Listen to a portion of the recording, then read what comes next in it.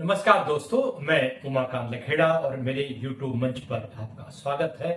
आज हम बात करेंगे कि जो सोनम वांगचुक है, उनकी जो पत्नी गीतांजलि अंगमो ने सुप्रीम कोर्ट में 2 अक्टूबर को एक याचिका दायर की है और जिसको हैबियस कॉर्पस बोलते हैं, प्रत्यक्ष बंदीकरण याचिका। इसमें 7 दिन से उनके पति को जोधपुर जेल में रखा गया है, ऐसी सूचना दी गई।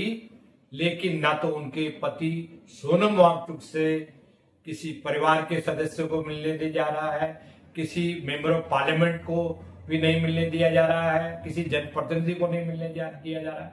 तो ऐसी दशा में उन्होंने अपने जो संवैधानिक अधिकार है, आर्टिकल 32 के तहत, जो मौलिक अधिकार है, संवैधानिक अधिकार है, उसके तहत सुप्रीम कोर्ट में याचिका दायर की है, जिसको हमने बताया हैबियस कॉर्पस याचिका दायर की है।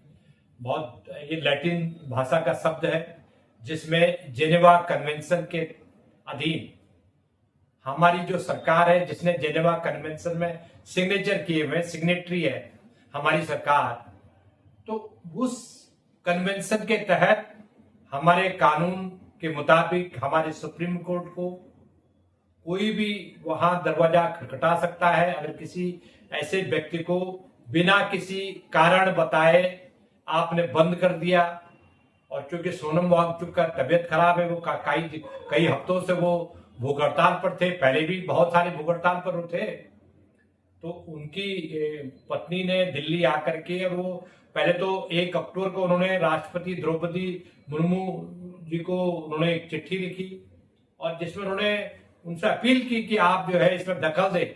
लेकिन 48 घंटे बाद भी राष्ट्रपति जी के यहाँ से कोई संदेश नहीं है, कोई उत्तर नहीं है, उनके पत्र का कोई प्रतिक्रिया नहीं है, उनको बुलाया नहीं गया कि आप आइए, आपकी बात, आपके क्या समस्या है उसको सुना जाए।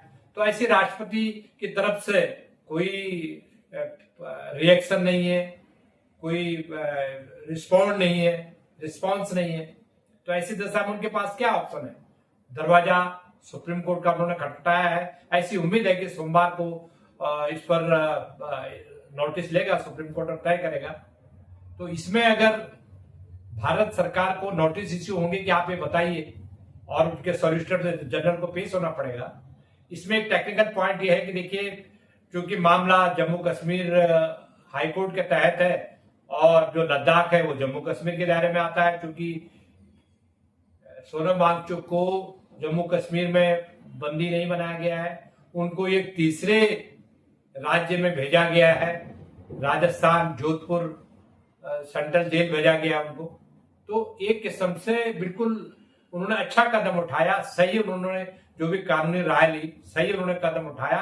और इसमें जो सबसे बड़ी स्थिति है, जो केंद्र सरकार को आज 7 दिन हो गए, जबकि 5 दिन में केंद्र सरकार को अगर उनकी गिरफ्तारी सही की जाती, सही होती, तथ्यपरक होती और झूठे आधार पर नहीं होती, फाल्स एलिगेशन नहीं होते, तो 4 दिन में, 2 दिन में बता देते। लेकिन चूंकि केंद्र सरकार के पास अभी तक ऐसा लग रहा है कि उनके पास कोई सबूत नहीं है, कोई ग्राउंड नहीं है, तो 15 दिन का इंतजार कर रहे हैं कि 15 दिन में देंगे हम। आप 5 दिन में क्यों नहीं दे सकते? 6 दिन में क्यों नहीं दे सकते? आज 7 दिन हो गए ना। तो सवाल यह है कि एक जो सरकार है, सरकार किस तरह से इस मामले को, उसके पास अब जवाब नहीं है, क्योंकि उसने जो डीजीपी है, जिनका कोई अधिकार नहीं था ये बताने का कि भाई हमने तो उनको देश विरोधी गतिविधियां पाई गई, वो पाकिस्तान गए थे, ये भी गोदी मीडिया में, और सरकार की जो ब्यूरोक्रेसी है, पुलिस तंत्र है, खुफिया तंत्र है, जिसके जरिए झूठी अफवाहें फैलाई जाती हैं, जिसके जरिए IT cell Bharatiya Janata party को काम करता है, क्योंकि सारे अधिकार आप ही मुंसिफ है, आप ही मजिस्ट्रेट है, और आप ही न्याय करने वाले हैं, मुंसिफ मजिस्ट्रेट सब आप ही है। तो न्याय कहां से मिलेगा लोगों को? तो ये एक नई स्थिति है, और ऐसा पर्यावरण कार्यकर्ता जिनको मैगसेसे अवार्ड और दुनिया के तमाम अवार्ड, डॉक्टरेट उनको कहीं मिली हुई है, उसके बाद उनको इस तरह के आरोप में, जो पर्यावरण के लिए काम कर रहे हैं, जो चीन के बारे में उन्होंने कहा कि घुसपैठ हमारी भारत की धरती पर घुसपैठ की चीन ने, उन्होंने वो मुद्दा उठाया और वो उन्होंने कहा कि हम देशभक्त हैं। भारत का जो तिरंगा लेकर के उन्होंने पिछले साल लद्दाख से लेकर के और दिल्ली तक यात्रा की, पैदल यात्रा, उनके साथ सैकड़ों लोग थे, रास्ते में जुड़ते गए उनके साथ लोग, और उनको यहाँ डिटेन कर दिया, गिरफ्तार किया गया। उसके बाद वो वापस गए और वापस उन्होंने जिस मुद्दे पर आपने राज्य बनाया, राज्य बनने के बाद आपने लद्दाख के लोगों के साथ जो वादा खिलाफी की, जो नौजवानों की नौकरियां बंद हो गई, नौकरियां नहीं है, और जो सारी ब्यूरोक्रेसी जो पहले जम्मू से कंट्रोल होता था लद्दाख, अब भी डायरेक्टली वो जम्मू से कंट्रोल हो रही है, सारी ब्यूरोक्रेसी जम्मू से कंट्रोल हो रही है। स्थानीय जो लिखे पढ़े लोग हैं लद्दाख के, जो नौजवान है, उनके पास कोई नौकरी नहीं है और उनको झूठे मुकदमों में फंसा करके अभी भी देखिए कि जहां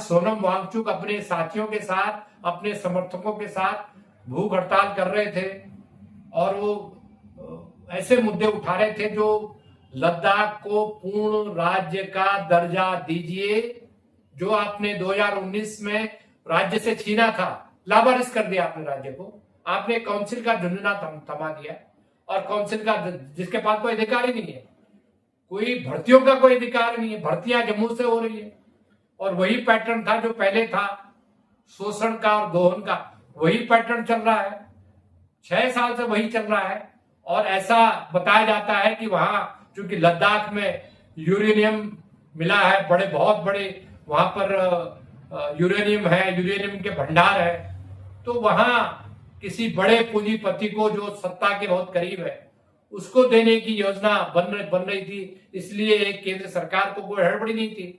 और ये भी रिपोर्ट है कि भाई लद्दाख को मनाली की तरह एक पर्यटन स्थल बना करके वहां जो नॉन लद्दाखी लोग हैं, बाहर के जो लोग हैं, उनको होटल इंडस्ट्री के नाम पर आप लद्दाख को, आप वहां की जो पहचान है, उनकी जो संस्कृति है, उनकी जो अधिकार है, हक हकूक है, उनको आप छीनने की कोशिश कर रहे थे।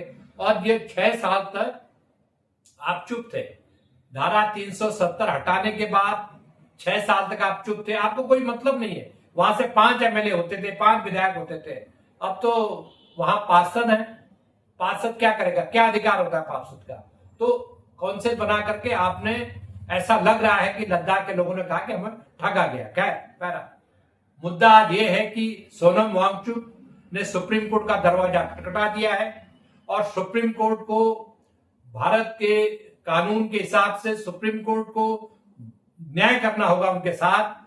सरकार को पूछना होगा, केंद्र सरकार का जवाब तलब करना होगा कि आपने वही ये जो एनएसए के तहत बंद कर दिया, तो इसका क्या कारण है, क्या वजह है आपकी?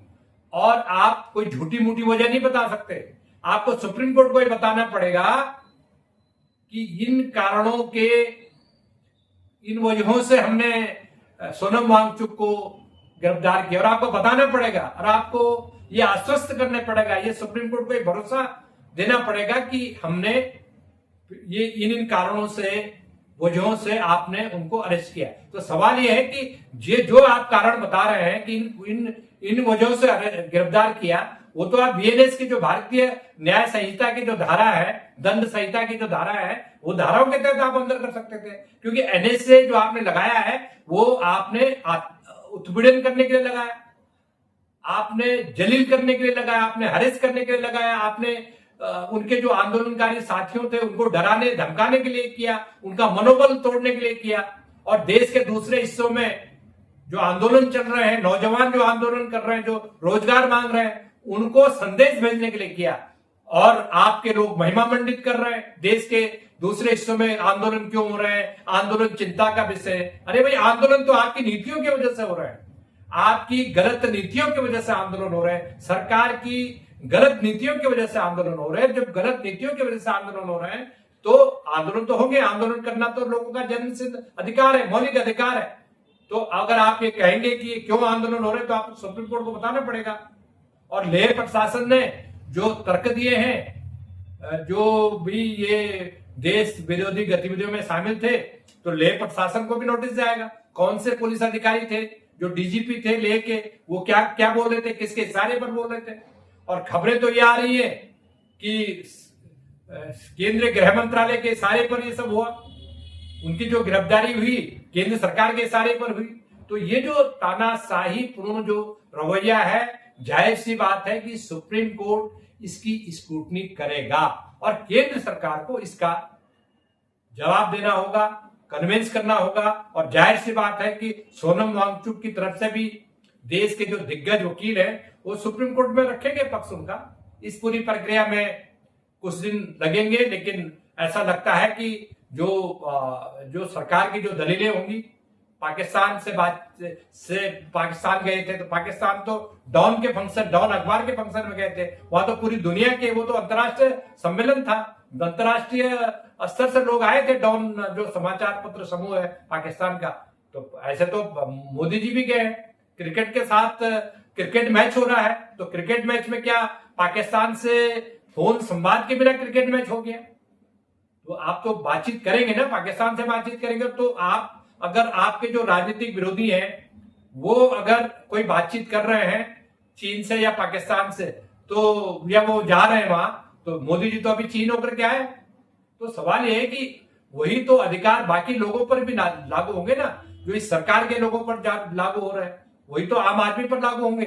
तो आने वाले दिनों में ये जो हैबियस कॉर्पस जो सुप्रीम कोर्ट में फाइल हुई है, ये बड़ा इंटरेस्टिंग मुकाम पर ये पूरा मामला पहुंच गया है। ऐसा लगता है कि सुप्रीम कोर्ट जरूर इस मामले में न्याय करेगा और सुप्रीम कोर्ट सरकार को जवाब तलब करेगा, पूछेगा कि कौन से ग्राउंड थी, कौन सी गंभीरता थी, उसके बारे में आप सुप्रीम कोर्ट में खुली अदालत में बताइए। तो साथियों, इस मुद्दे पर जो भी नई नई जानकारियां होंगी आपसे हम साझा करते रहेंगे और आपसे लगातार रूबरू होंगे इसी मुद्दे पर और भी तमाम मुद्दों को लेकर के। आपसे एक गुजारिश है, एक अपील है कि आप हमारे YouTube चैनल को जरूर सब्सक्राइब करें ताकि हमारा हौसला बढ़े, और हौसला बढ़ने के साथ हम नए नए मुद्दों के साथ आपके साथ फिर रूबरू होते रहे। तब तक के लिए नमस्कार।